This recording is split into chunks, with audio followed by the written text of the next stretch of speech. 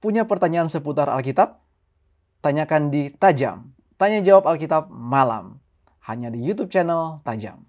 Jangan lupa untuk subscribe dan nyalakan lonceng notifikasinya. Mawar Raisa Dwi Putri. Shalom pendeta, saya mau bertanya, adakah hubungan keselamatan dengan poligami? Banyak tokoh Alkitab yang berpoligami, padahal itu adalah perzinahan. Mohon pencerahannya pendeta. Terima kasih. Silakan pendeta. Ini banyak pertanyaan sebenarnya tentang ini ya. Salah satu kita juga yang bertanya. Silakan pendeta. Terima kasih untuk pertanyaannya dari saudari Mawar Raisa Dwi Putri. Ini tentang poligami. Banyak tokoh Alkitab yang berpoligami, padahal itu adalah perzinahan. Perlu kita ketahui bahwa suami istri yang pertama yang diciptakan oleh Allah, yaitu manusia yang pertama, adalah Adam dan Hawa. Coba kita buka kembali dalam kitab Kejadian, supaya sebelum kita lihat contoh-contoh atau tokoh-tokoh Alkitab yang mempunyai istri lebih dari satu, kita mempunyai pandangan yang lebih luas, supaya kita tahu mana yang menjadi dasar. Apakah kehidupan tokoh-tokoh Alkitab itu, ataukah apa yang Tuhan sudah perbuat atau Tuhan jadikan dan Tuhan tetapkan di Taman Eden. Kita buka dalam kitab Kejadian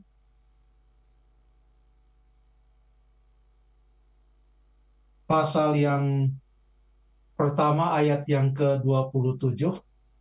Maka Allah menciptakan manusia itu menurut gambarnya, menurut gambar Allah diciptakannya dia, laki-laki dan perempuan.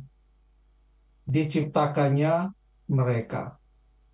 Berapa laki-laki dan berapa perempuan, itu kita bisa tahu ceritanya di dalam pasal yang kedua, ayat yang ke-7, pada waktu Tuhan Allah membentuk manusia dari debu tanah, itu ada satu orang manusia, yaitu Adam, lalu kemudian Hawa, dalam Kejadian pasal yang kedua, ayat yang ke-22, Tuhan Allah juga membangun seorang perempuan lalu dibawa kepada manusia. Jadi ada satu laki-laki, lalu kemudian ada satu perempuan. Lebih jelas lagi, dalam ayat yang ke-24 disebutkan di sana, sebab itu seorang laki-laki akan meninggalkan ayahnya dan ibunya dan bersatu dengan istrinya. Berarti satu istri, dan keduanya, yaitu satu laki-laki dan satu perempuan, yaitu suami dan istri, keduanya menjadi satu daging. Jadi, pada waktu Tuhan Allah menciptakan langit dan bumi, menciptakan manusia, ia menciptakan satu laki-laki, satu perempuan, dan ia berkati mereka menjadi suami dan istri. Setelah Tuhan Allah memberkati Adam dan Hawa menjadi suami dan istri, apa yang Tuhan katakan kepada Adam dan Hawa? Kita baca di ayat yang ke-28, Kejadian 1. Tolong dibacakan Stephen atau Jeffrey. Kejadian 1 ayat yang ke-28. Ayat yang ke-28.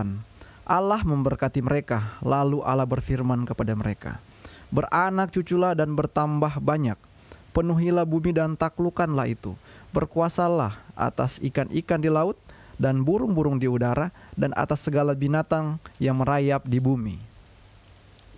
Terima kasih. Perintah Allah kepada Adam dan Hawa adalah beranak cuculah dan bertambah banyak, penuhilah bumi. Kalau memang Tuhan Allah sejak awal, kalau memang Tuhan Allah sejak awal memerintahkan seorang laki-laki mempunyai lebih dari satu istri, maka dengan perintah ini, beranak cuculah, bertambah banyaklah, penuhilah bumi, supaya lebih banyak dan lebih cepat beranak cucu, supaya lebih cepat bumi ini penuh. Kalau memang Tuhan mau supaya ada poligami sebagai perintah Tuhan, maka Ia telah menciptakan lebih dari satu perempuan. Tetapi untuk perintah penuhilah bumi, bertambahlah banyak, beranak cuculah, untuk perintah itu Tuhan mau itu dilakukan dengan satu suami, satu istri, satu laki-laki, dan satu perempuan. Itulah idealnya di Taman Eden. Makanya disebutkan di dalam ayat pasal yang kedua, ayat yang ke-24.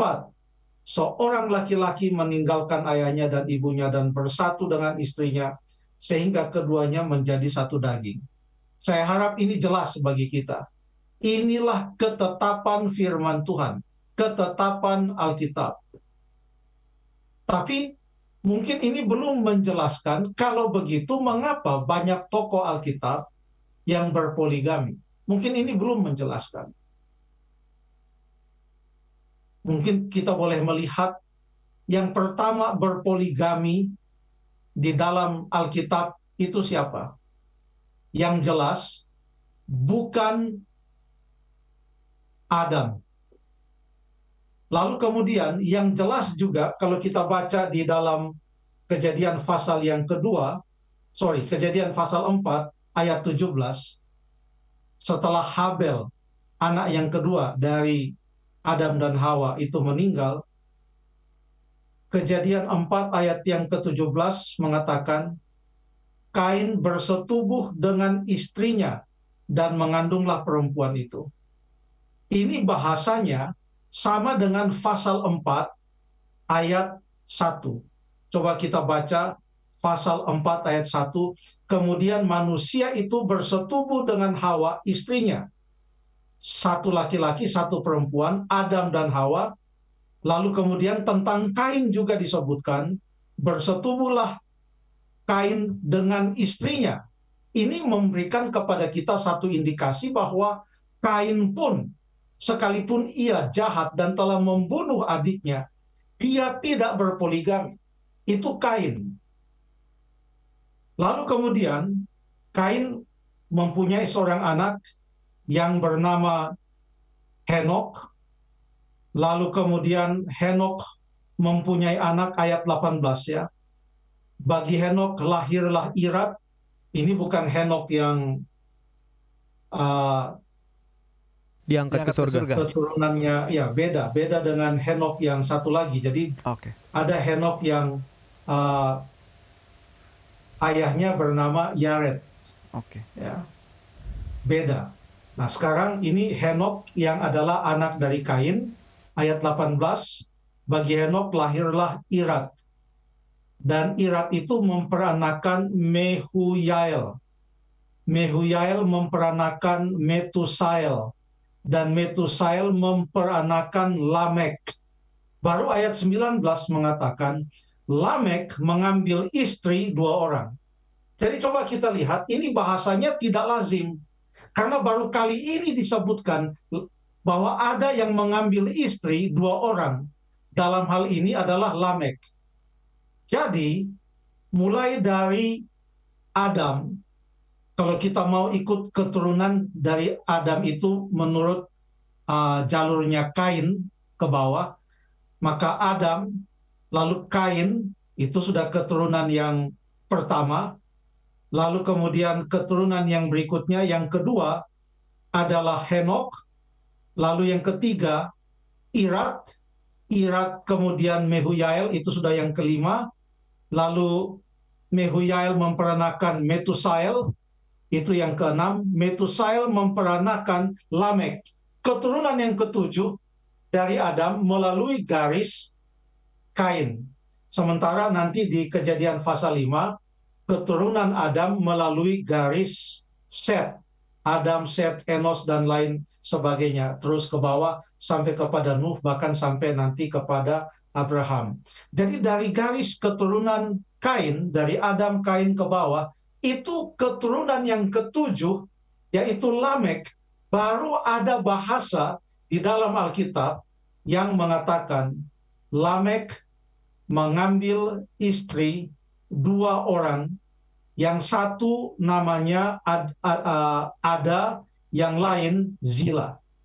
Yang satu Ada, kemudian yang lain adalah Zila. Sekarang itu Lamek adalah keturunan yang ketujuh.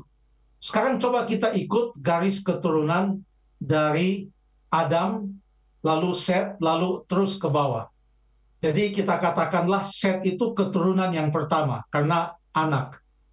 Jadi Adam, lalu kemudian Set, yang pertama. Set memperanakan Enos, ya, berarti Enos keturunan yang kedua, artinya cucu dari Adam, keturunan yang kedua. Lalu kemudian Enos memperanakan, ini tolong bantu hitung ya, ini di Kejadian pasal 5, Jeffrey dan Stephen. Baik, pendeta. Enos memperanakan Kenan, berarti ini keturunan yang ketiga. Kenan memperanakan siapa? Mahalel, keturunan yang keempat. Mahalel memperanakan Yared, keturunan yang kelima. Mahalel memperanakan Yared, keturunan yang kelima. Apa betul ini? Iya, betul, pendeta, yang kelima. Oke. Lalu Yared memperanakan Henok, keturunan yang keenam, katakanlah, karena Adam, Set, Enos. Kalau kita hitung Adam sebagai yang pertama, yaitu keturunan yang ketujuh. Tergantung cara kita menghitung. Tapi generasi ketujuh gitu ya, pendeta? Anggap anak itu adalah keturunan yang pertama. Jadi sekali lagi, Adam. Sekarang saya begitu saya angkat jari satu. Adam, Set, Enos, Kenan, Mahalalel, oke. Yared, Henok, keenam. Lalu kemudian Metusalah, ketujuh. Berarti karena umur manusia pada waktu itu panjang-panjang, Metusalah ini keturunan yang ketujuh dari Adam melalui Set. Lalu kemudian Lamek, yang adalah anak dari Kain, atau keturunan dari Kain, adalah juga keturunan dari Adam, itu yang ketujuh dari garisnya Kain. Kita boleh berasumsi berdasarkan urutan keturunan dan jumlah keturunan, dan berdasarkan kenyataan bahwa manusia pada saat itu umur mereka panjang, maka Lamek, keturunan melalui Kain ini, kurang lebih sejaman dengan Metusalah. Sementara Metusalah ini adalah kakeknya Nuh. Makanya tidaklah heran kalau Kejadian pasal yang ke-6 menggambarkan apa yang terjadi pada zaman Nuh, yang pada waktu itu Metusalah masih hidup. Karena Metusalah punya umur 969. Menurut perhitungan Kejadian pasal yang kelima dan ke-6 ini, Metusalah meninggal pada tahun di mana air bah itu datang. Jadi dia tidak ikut masuk ke dalam bahtera. Jadi pada saat keturunan Lamek dari garis Kain itu sama dengan keturunan dari Adam melalui garis Set, itu adalah Metusalah. Karena sama-sama keturunan ketujuh, dengan asumsi umur mereka panjang pada saat itu. Kurang lebih lah, hanya sebagai gambaran untuk coba melihat apa yang terjadi. Nah, pada saat itulah Kejadian pasal yang ke-6 mengatakan, manusia mulai bertambah banyak dan jumlahnya di muka bumi, dan bagi mereka lahir anak-anak perempuan, lalu terjadilah kawin-mawin. Dan kalau Lamek, pada suasana di mana dalam Kejadian pasal yang ke-6, ayat yang ke-5 mengatakan, ketika dilihat Tuhan bahwa kejahatan manusia besar di bumi, dan bahwa segala kecenderungan hatinya selalu membuahkan kejahatan semata-mata, kalau zaman itu dianggap sebagai zaman yang jahat, maka pada saat itulah ada gambaran poligami yang pertama, yaitu yang disebutkan di sini adalah Lamek. Dalam Kejadian pasal yang ke-4 ayat yang ke-19, di mana dikatakan Lamek mengambil istri 2 orang. Hal yang belum pernah terjadi, yang tidak lazim semenjak zaman penciptaan, ini telah dimulai oleh manusia. Dan bukan inisiatif dari Allah. Karena kalau mau tanya apa rencana Allah, dari awal 1 suami, 1 istri. Lalu kita bisa melihat Lamek dengan bangganya membanggakan diri bahwa dia bisa bunuh 2 orang. Jadi Lamek ini orang yang arogan dan orang yang jahat. Lamek keturunan dari Kain. Karena dalam Kejadian 4 ayat yang ke-23 dikatakan, Ada dan Zila, dengarkanlah suaraku, hai istri-istri Lamek, pasanglah telingamu kepada perkataanku ini. Aku telah membunuh seorang laki-laki karena ia melukai aku, membunuh seorang muda karena ia memukul aku sampai bengkak. Jadi dia membanggakan bahwa dia bisa membunuh, padahal Allah menegur keras Kain karena dia membunuh Habel. Tapi sekarang dia justru membanggakan dosa-dosanya. Dan tentang dialah Alkitab katakan dalam Kejadian 4 ayat yang ke-20, ayat yang ke-19, Lamek mengambil istri 2 orang. Jadi itu catatan Alkitab ya. Yang pertama kali berpoligami menurut catatan Alkitab itu adalah Lamek, keturunan Adam melalui Kain. Dan selanjutnya. Sekarang bagaimana dengan yang lain-lain? Oh, mungkin kita tanya, Bapa segala orang percaya. Siapa dia? Jeffrey. Abraham. Abraham. Bagaimana Jeffrey Abraham? Ya, Abraham punya istri lebih dari 1. Oke. Sekarang coba kita buka Alkitab kita. Kejadian pasal yang ke-16.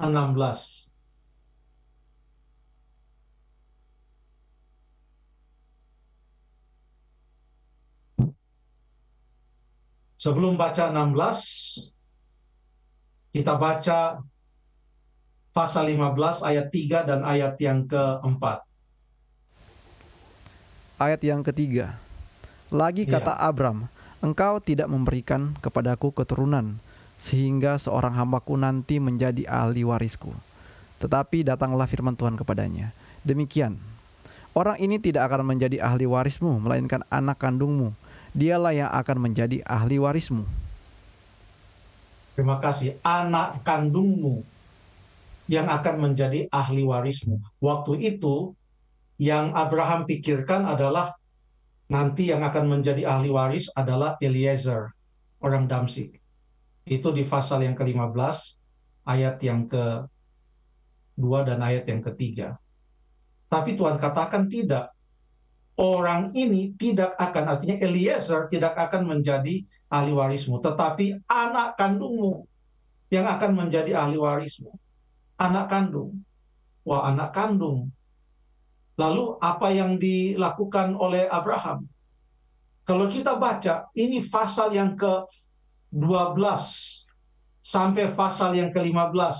Di sana penuh dengan perkataan berfirmanlah Tuhan, berfirmanlah Tuhan. Kita mulai di pasal yang ke-12. Ayat 1. Berfirmanlah Tuhan kepada Abram. Ayat 4. Lalu pergilah Abram seperti yang difirmankan Tuhan. Lalu kemudian ayat 7. Tuhan menampakkan diri kepada Abraham dan berfirman. Terus semuanya adalah firman Tuhan. Tuhan berfirman kepadanya. Tuhan berfirman kepadanya. Lalu pasal 15. Ayat 1. Datanglah firman Tuhan kepada Abraham. dalam satu penglihatan. Firman Tuhan. Lalu kemudian ayat yang keempat, tetapi datanglah firman Tuhan kepadanya. Jadi semua itu adalah firman Tuhan. Ayat 7, maka firman Tuhan kepadanya. Semua itu firman Tuhan. Lalu kemudian di pasal yang ke-17,